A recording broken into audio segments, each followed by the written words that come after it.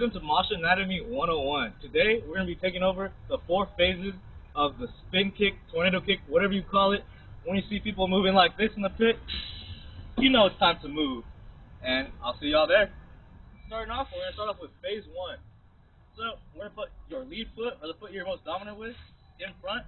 And I'm going to walk you through, and then my teammate is going to walk you through what's going on with your body and the descriptions and the movement of phase 1. Phase 1, Initial Starting Position, by Patrick. Traditionally, the tornado kick is initiated in a bladed stance, but for this project, it will be initiated in a neutral stance. The purpose of either stance is to establish balance. This phase's organization will be from the ground up, feet to head, to show the direction of the kinetic chain.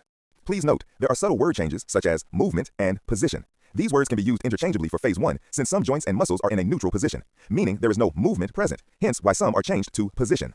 1. Foot. Function, base of support and balance. Structures, plantar surfaces, i.e. plantar fascia. Purpose, to establish ground contact for the stability of the body. 2. Ankle joint. Movement, the ankle will have neutral slight plantar flexion. Muscles involved, posterior lower leg muscles, calves, gastrocnemius, soleus. Purpose, this allows the weight to stay on the balls of the feet, allowing for balance. 3. Knee joint. Movement, slight flexion. Muscles involved, posterior thigh muscles, primarily hamstrings. Hamstrings, to maintain flexion. Quadriceps femoris group, to allow cooperative contraction for stability. Purpose, this will serve as both preparation for explosive movement and shock absorption during landing. 4. Hip joint. Movement, slight hip flexion and stabilization. Muscles involved, hip flexors and the anterior hip, iliacus and psoas major, tensor fasciae latae, gluteus medius for pelvic stability. Purpose, lower center of gravity and prepares for... Now that you're prepared on phase 1, I'm going to step you through phase 2. And my other lab partner, Rodrigo, will get you on that one. That's good. The next phase of the tornado kick, phase 2, is a spin that leads into a takeoff. Phase 2 uses both upper and lower joint muscle movements. The first step in phase 2 involves rotating the body and foot in the direction of the kick. It begins with the dominant foot initiating the spin via the ankle joint. The movement performed in the ankle joint is called plantar flexion, which pushes the dominant foot off the ground, allowing it to pivot. The muscles responsible for the movement are located in the posterior leg and consist of the gastrocnemius, soleus, tibialis posterior, fibularis longus, and the plantaris. Then, as the pivot is initiated, both the knees bend at the knee joint in a flexion movement to gather momentum for the jump. The muscles which are involved in the knee flexion are located in both posterior thighs and are named the biceps femoris, semitendinosus, and the semimembranosus. When combined, the pivot stance should appear as a half squat going into a pivot. While in this stance, the arms are bent inwards, medially, thanks to the shoulder joint. The shoulder joint performs an internal medial rotation, bringing the arms closer to the chest with the assistance of the subscapularis muscle located in the anterior scapula. The subscapularis medially rotates the shoulder at the joint. The final step of this pivot stance uses the hip joint to initiate the jump off the pivot. This is possible due to internal medial rotation of the hip joint. The gluteus minimus is a muscle located in the pelvis whose role focuses on the abduction and internal rotation of the thigh. This muscle paired with the hip joint allows for the pivot to turn into a jump. The jump begins with the non-dominant leg being raised out in front of the body. The knee joint then bends in a flexion movement as the leg is being raised. Once the ideal height is reached, the other leg uses a plantar flexion motion to lift up off the ground into a jump. Both feet should now be in the air. At this point, the upper body turns to match the direction of the lower body, ending phase 2. Right. Now that we're ready with phase 2, I think we can take on the challenge of the kick.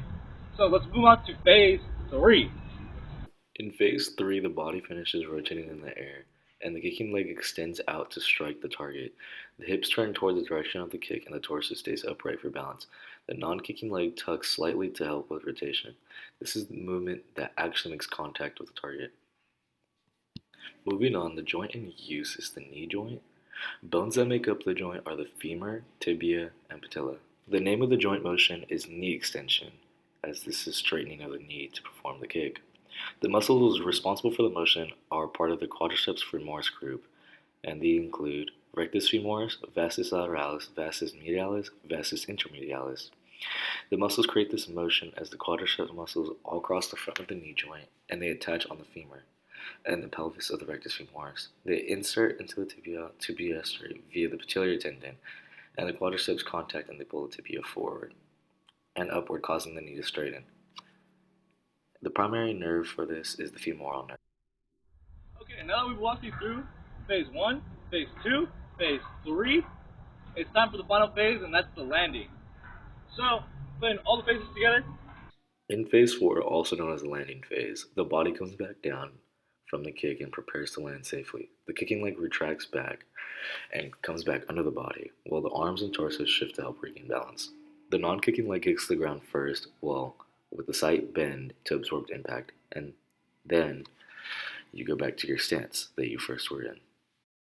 Moving on to the joint in use is the ankle joint. Bones that make up of this joint are the tibia, fibula, and talus. Name of the joint motion is ankle dorsiflexion, as the ankle is bending up so the foot can absorb impact. Muscles responsible for this motion are the tibialis anterior, extensor hallucis longus, extensor digitorum longus, and fibrillis tensioris. These muscles help create the motion, as the muscles lie on the front portion of the lower leg.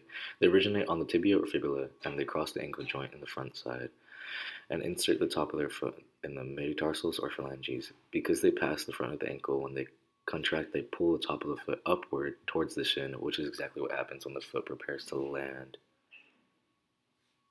This motion helps absorb the force in landing to stable rather than flat-footed. The primary nerve that innervates these muscles is the deep fibular nerve. Alright, now that I've taught you guys how to spin kick, tornado kick, whatever you guys want to call it, I'm going to teach you guys how to throw it in some different moves. Alright, let's get to it.